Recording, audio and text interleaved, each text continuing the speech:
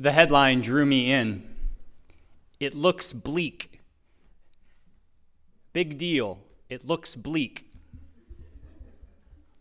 The article was an interview with Joanna Macy, the environmental activist, author, and Buddhist scholar who has given most of her 85 years to working to protect our planet.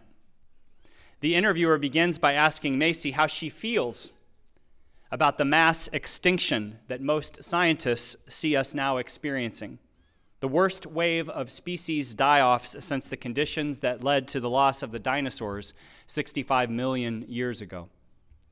She responds simply, "It's happening," she says.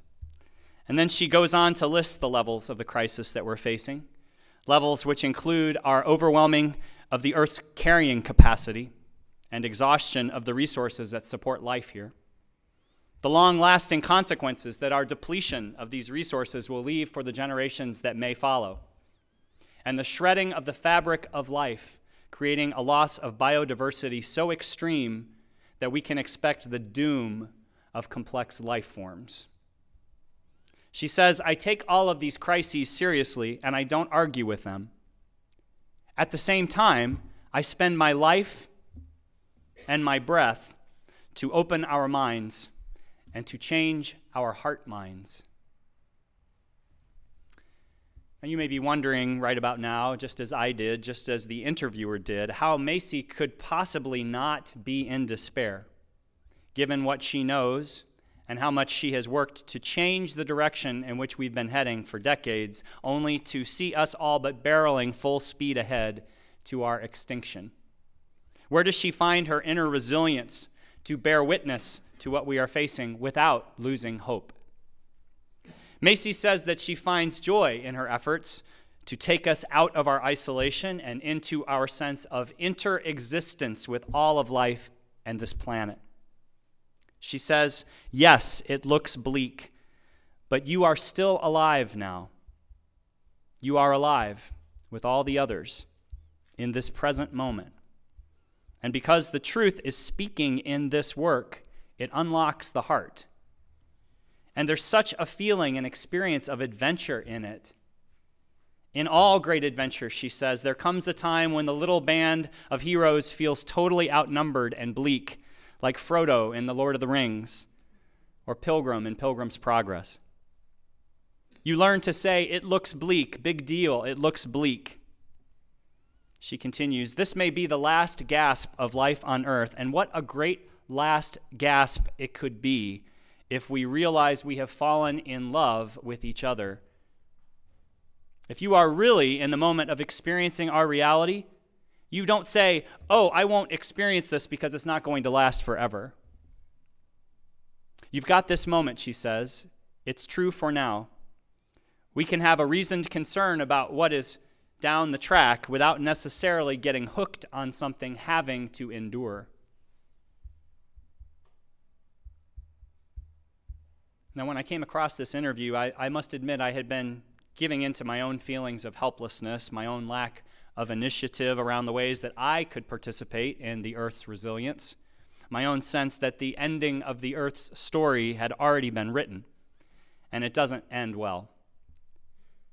But Macy's words offered me a new way of seeing, a way of not giving in, a way of approaching this moment with the reverence and the sense of possibility it deserves, despite all that has been and may continue to be lost. If she, after all of these years of working for the earth, is not in despair, if she is not in despair, what right do I have to be in despair? As she says later in the interview, what it comes down to is that we are here now. So the choice is how to live now. With the little time left, we could wake up more so that the planet may see itself, so that life may see itself, and then we can bless it in some way. She continues, "I think of a Korean monk who said, 'Sunsets are beautiful too, not just sunrises.' If we are going to go out, then we can do it with some nobility, generosity, and beauty, so we do not fall into shock and fear." This interview with Macy helped me claim some of my own resilience, and the resilience that we could help bring about on behalf of ourselves and the earth. And in the process, it offered me a hopefulness I had not been finding on my own. So naturally, I looked for more of her work, finding in her wisdom a way of reframing the circumstances in which we find ourselves, and some ideas of how we could still live in the days we have together. Macy's recent book, entitled Active Hope, a book she co-authored with Chris Johnstone, who is a specialist in the psychology of resilience, has been a guide for me in this effort. And I'm going to share some of what I've learned with you in the hope that you may claim your own resilience, a resilience that many of us may recognize from the ways we have already lived through other challenges, a resilience that we can find echoed in other stories of how our own ancestors have navigated their own seemingly insurmountable circumstances, a resilience that we could nurture within each other as a means to nurture it for the planet. The authors argue that there are three primary stories of our time that frame our lives, three primary ways of looking at this narrative that we're all living together. The first story is called business as usual. This is the story that tells us that things are the way they are and there's little need for us to change. This is the story that glorifies human consumption as a never-ending good. The story that leads some to assume, in the face of evidence to the contrary, that human behavior is ultimately of little consequence to the health and future of our planet. The business as usual story has empowered humans to consume more resources in the last 50 years than in all of preceding human history, even as arguably we're not any happier, and depression among us has reached epidemic proportions. Business as usual leads to the second story they emphasize. This is the story called The Great Unraveling. The Great Unraveling. This is the story that focuses on the impending catastrophe that our resignation to the way things are makes possible, and declares that it is too late for anything to change it. The story of unraveling is so shocking, so painful, that even as we may recognize its truth, we find ourselves actually paralyzed to take steps to change it. The Great Unraveling tells us that no step we take will be big enough or effective enough to undo what has already been done. It is a story of horror and of resignation. The third story is the narrative being created by those who see the negative impact of business as usual, but who refuse to let the Great Unraveling have the final say. The third story is the one that calls for our participation in the active hope that will serve future generations and our own. This is the story known as the Great Turning. This Great Turning story invites us to view our time together as an adventure in which we may not stand much of a chance, but through which we could grow our sense of connectedness and find new strength and possibility in our willingness to do what we can with what we have, which is better than doing nothing. This doing what must be done. When we live out of the story of the Great Turning, we find what Macy calls the spiral of the work that reconnects. She refers to her efforts in the world as the work that reconnects. And she says there are four movements that offer a way toward what we will most need on this grand adventure. You could think of these as practices or disciplines that those of us who would like to pursue the Great Turning may want to follow. These four movements are gratitude, honoring our pain, seeing with new eyes, and going forth. We begin with gratitude. Gratitude offers the roots out of which our resilience can grow. When we name and nurture our gratitude for our lives and for the opportunities before us, we build trust in the knowledge that life actually does offer us enough, that we don't have to fill our aching hearts with more stuff that we don't really need. And we build a spirit of generosity too, an assurance that the people around us The people around us are worthy of our attention, and the bounty of all that we have received requires that we give back to our shared lives.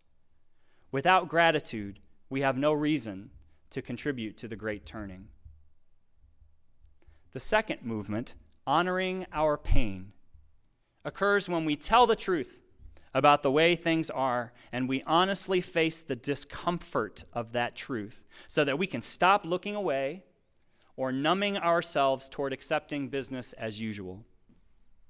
Now, we may not want to look at our grief over all that has been damaged or lost, fearing that we may get stuck. And if we keep our grief to ourselves, that will happen. But Macy suggests that in her experience working with groups, when people collectively name and honor their grief, telling the truth about what they see and feel is happening, there is an increased determination to act and a renewed appetite for life. She says, our losses continue because they aren't registered. They aren't marked. They aren't seen as important. But choosing to honor the pain of loss rather than discounting it, we break the spell that numbs us to the dismantling of our world. So a key means by which we could stop the unraveling and build the resilience that we need to participate in the great turning is to reflect upon and express our pain over what we see happening.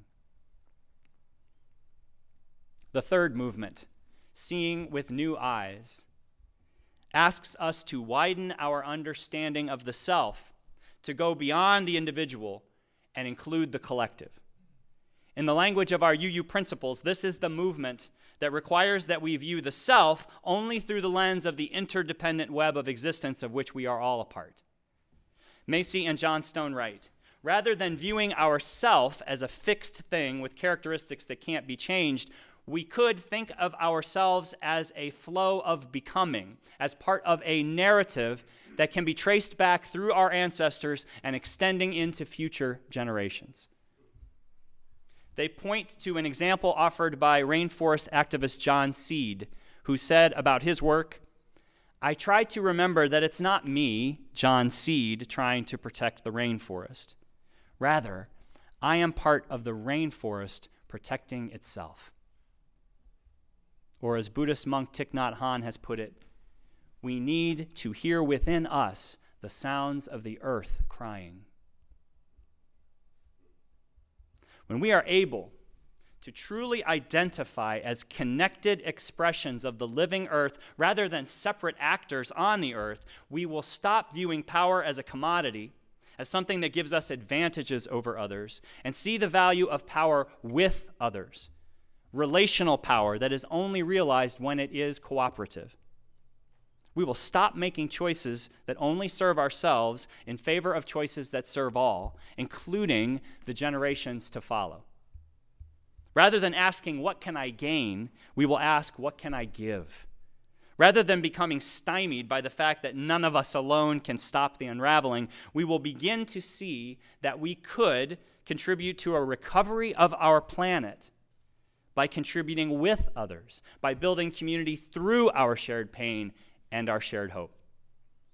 As the anthropologist Margaret Mead famously said, never doubt that a small group of thoughtful, committed citizens can change the world. Indeed, it is the only thing that ever has. Seeing with new eyes includes taking a larger view of time itself, being willing to imagine the impact of our action and our inaction today on the future, of seeing our ancestors as allies, as people who can teach us, and our descendants as people who will one day look back to us, who will either praise or mourn what we have done. The final movement is going forth. When we go forth, we choose the vision that we're going to follow, and we start taking the practical steps to make that vision real, which include navigating uncertainty, withstanding frustration when things don't go as we want them to. We focus on the future, not letting ourselves be held back by the past. We dare to believe that our dreams are possible, leaning on each other when we start to despair, finding inspiration in examples from history of our ancestors, who overcame their own seemingly insurmountable odds to contribute to the realization of dreams that at one time seemed impossible. Dreams like the abolition of slavery, dreams like women's suffrage, dreams like marriage equality. One poignant example from history was evident for me this week when I took my 11-year-old daughter, Leah, to see the movie Selma, the story of the efforts of many that led to the Voting Rights Act of 1965. I saw in this film all the movements of the work that reconnects. How many of you have seen Selma? Quite a few, that's great. If you haven't seen it, I hope you will. And I think this sermon and Macy's points are so well exemplified by the way this narrative is played in the film that I think you'd really enjoy it.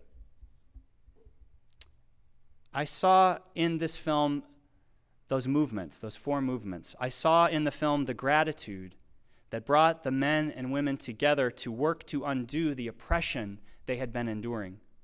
They were motivated by their love for their families, for their community, and for the prospect of a nation that lived up to the principles it claimed to embody. I saw the way these men and women honored their pain, right? How they did not turn away from the injustice of restrictions to voting and the unequal and dehumanizing treatment black men and women faced, in part because they were underrepresented in their government. How they were motivated by the stories of the suffering they had endured. I saw how they had to see with new eyes, how they had to look past their differences with each other to find that their success would only be of value if it were a success of and for the collective rather than just their separate interests. How they leaned on each other for strength when they would begin to lose hope, how their connections to each other sustained them. And I saw their going forth, how under the leadership of the Reverend Dr. King and others, their shared vision gave them something to follow when they could have easily gone astray. I saw how they were inspired by those who had come before them, and how they kept their focus on what could be for their children, even if they themselves might never see the outcomes they sought. I was especially moved in the scene near the end of the film where President Johnson asked Governor Wallace to imagine what people would think of his actions in 1985, 20 years beyond when the story was taking place. Wallace says he doesn't care, resigned as he is to the story of business as usual. But Johnson, inspired by the political realities brought about by determined and connected activists who refuse to budge from their own great turning, is undeterred, and so the turning continues. A turning that had seemed impossible until efforts brought about through relationship and careful strategy rooted in vision made the turning inevitable. At the end of the movie, as the credits rolled, I looked over to Leah, who had been silent throughout. And she summed up the impact of this film and the lessons it offers us with a simple question. Looking at the screen, she said, "What will I do with my life? What will I do with my life?" I see this as a question of resilience. It's not resignation. It's not a demand. It's an honest inquiry that honors the pain of the story we watched, but that also acknowledges the need to see things with new eyes and to go forth to participate in a great turning. It's a question of active hope, the active hope described by Macy and Johnstone. Active hope, they say, is not wishful thinking. Active hope is not waiting to be rescued by the Lone Ranger or by some savior. Active hope is waking up to the beauty of life on whose behalf we can act. We belong to this world. The web of life is calling us forth at this time. We've come a long way and are here to play our part. With active hope, we realize that there are adventures in store. There are strengths to discover, comrades to link arms with. Active hope is a readiness to engage. Active hope is a readiness to discover the strengths in ourselves and in others, a readiness to discover the reasons for hope and the occasions for love. a readiness to discover the size and strength of our hearts, our quickness of mind, our steadiness of purpose, our own authority, our love for life, the liveliness of our curiosity, the unsuspected deep well of patience and diligence, the keenness of our senses, and our capacity to lead. None of these, they say, can be discovered in an armchair or without risk. As we face the days to come, our days, can we nurture our gratitude for the blessings of being alive in this time, in this place, with these particular challenges? Can we grasp, as Macy says, how lucky we are to be alive now, that we can measure up in this way? Can we honor the pain we experience, leaning on each other to help express and understand that pain? Can we see our reality with new eyes, trading our limited sense of self for the larger self embodied in the flow of existence of which we are a part? Can we choose to go forth despite our uncertainty and frustration, led by a vision of what could be, rather than resigned only to what has been? Can we pursue the very resilience that arises from our willingness to risk, to love, and to ask over and over again, what will we do with our lives? What will we do with our lives? It looks bleak. Big deal. It looks bleak. As long as we are alive in this moment, we have something to give. So let us give it for each other, for ourselves, for this world that we share. Amen.